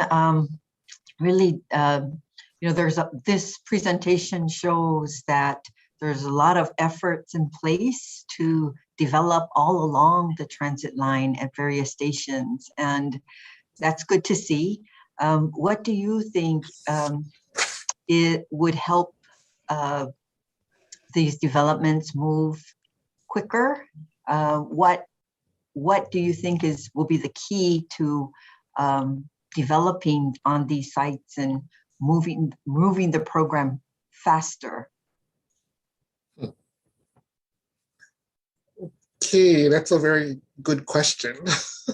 I'm open for anyone of the state or city or anybody. Rep. Nakamura, that's a very good question. For HHFDC projects, I will say that infrastructure capacity has been a limiting factor for us. We have had several parcels of land which we are ready to go on, and it's always has been infrastructure capacity that has kept us back. Okay. So thanks to the city, they are providing capacity now, so that is helping us move forward. Okay, and I think it would be helpful then for every agency to identify the limiting infrastructure that's preventing you from moving forward. And I think a lot of that has been identified today, but as you know, to your specific projects, it would be good to also see it from your perspective. Okay, anyone else want to chime in, Calvert or Hakeem? Yeah, thank you. From the HPHA's perspective, another issue is, Denise has mentioned it, is the bond cap, but also the availability of LIHTC. What we found ourselves, let me just give you a quick example. School Street, 800 units. The developer is ready and able to do all 800 units in one phase, but we found ourselves have to cut it into smaller pieces so we can accommodate the availability of tax credit on bond cap. I can say that about every single project that we are having. They're all large in scale, and we have to actually wait for another project or for another year and phase it that way instead of going full speed ahead. Right. Thank you again. Support our PAB bills then. Okay, we have a couple of them in the works. And Rep. Nakamura, yes. Again, this is mostly a conversation among the state agencies, but since many of them might be loath to say, give my agency more money, I'll speak just as a taxpayer, not as much for the city. And if I was looking for a simple solution to how do we get more of the 60% and below build, when I was looking at the recent awarding, I think the quality, whatever that plan is, where that rates all the low-income projects for financing, the point spread between the winners and losers was tiny. So, you know, a layman would look at them and say, hey, they all look pretty good, and you're really just having to skim the cream off the top, and everything else is really good too. So if I was looking at a place to throw money, those are all projects to submit something like that. They've got designs, they've got some prelim engineering, you know, it's something that's doable. If that had more funding, in addition to the low-income housing tax credit, sometimes they need more infrastructure. I'm not saying give the agency more, but you've got projects that are waiting, that have to wait till next cycle. You may want to look at funding whatever that stream is that could, those that are ready to go. Thank you very much. Yeah, Calvert, did you want to chime in? Yeah, maybe as a segue from, you know, what Dean and Denise and Harrison have brought up, I'll say from the University of Hawaii perspective, as a case study goes for our University West Oahu development, which we have been trying to develop for at least the last 8 years, not asking the state for monies for that development. And the issue there from a development perspective has been entitlements and infrastructure costs on vacant land at the TOD sites. So the issue has been, it really is a matter of infrastructure funding and the approach, again, as a case study, if you wanted to look at what UH has tried to do as a sterile environment experiment, these developments cannot occur on state property, literally with free land, without funding investment. And that investment does not work economically if you're only looking purely at the private sector to come in to provide it. So I think that's verified via the UH projects. For our experience, we do have some funding that's in the budget that is, we're hoping it's small. It will not go for physical infrastructure. So that problem will still have to be solved.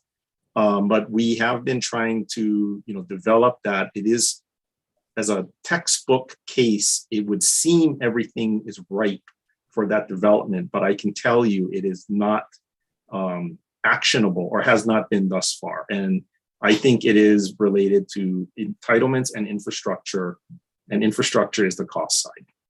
Sure. Thank you very much, Calbert. Any other, Chris, do you have any questions? Senator Lee. Sure, I'll chime in. How many hours do we have? You have 4 minutes. No, I think you know, awesome presentations from everybody and great work from the city and the state and our other partners. I would just sort of pose this for perhaps a future meeting to be considered. Assuming, you know, full build out and we're making progress rapidly. There's two things I'd note. One is, I don't know if folks have seen this, but basically the Fed's updated Fed numbers show transit-related costs, in particular auto-related costs, have increased over 20% just in the last 12 months, which is expected to continue for some time, among other things. And secondly, looking at the kind of full build-out we're looking at with much higher density in some of these places, if you look at other places that have already achieved this, you know, over many decades in cities in, like New York or China or wherever, you have these kinds of higher densities. The transit situation is much different than I think what even we are still trying to adapt to. Even if we were fully to adapt and the city puts in more mobility and the state has you know, more projects like Farrington and so forth, which are awesome. But fundamentally, we don't seem to be, I guess, catching up with, I think, the need that we're planning for on the housing side, or addressing fundamentally the cost associated with the transit, particularly obviously if folks can't get out of cars in a meaningful way, or at least reduce the number of cars each family needs in a TOD zone. And then finally, even with rail, clearly with the advent, just looking at most other cities that have this kind of density and similar stats, it surely can't handle all of this, particularly if you need to move beyond their TOD zone and be able to bike out from stations and stuff. You know, each car only can accommodate so many people with bikes, that kind of thing. So all great questions to pose, and perhaps you know, we do have the PIG on this and other things that we'll be sort of diving into this stuff for. So Nadine, you posed it, so I'll just throw that out there for future thought. Right. Sure. Okay. So we, Rodney, final words? No, thank you very much. I would like to give you know, a shout out to Ruby Edwards and Carl Mura, our staff, who did a lot of work in putting this together. Excellent job and very nice presentation. Let's see, Mary Alice and Denise, any final words? Well, thank you to the legislators and city council members that have made this all this work possible. I think you're seeing the results of a lot of thoughtful due diligence on the part of our decision makers.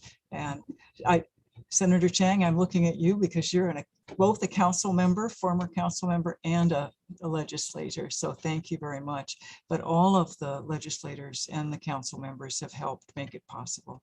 Thank you. Denise, what do you want to add? No, you summed it up quite nicely. Thank you very much, everybody. Thanks for your time. This is really good discussion, very informative, very instructive. Thank you. Senator Chang.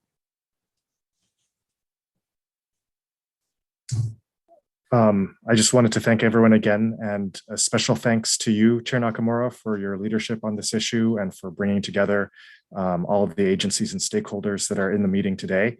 It's a star-studded cast, and it's been very informative to all of us on the call. So thank you, Chair. You're very welcome. Thank you all for this, for participating, and we hope to schedule more in the future. Mahalo. This meeting is adjourned.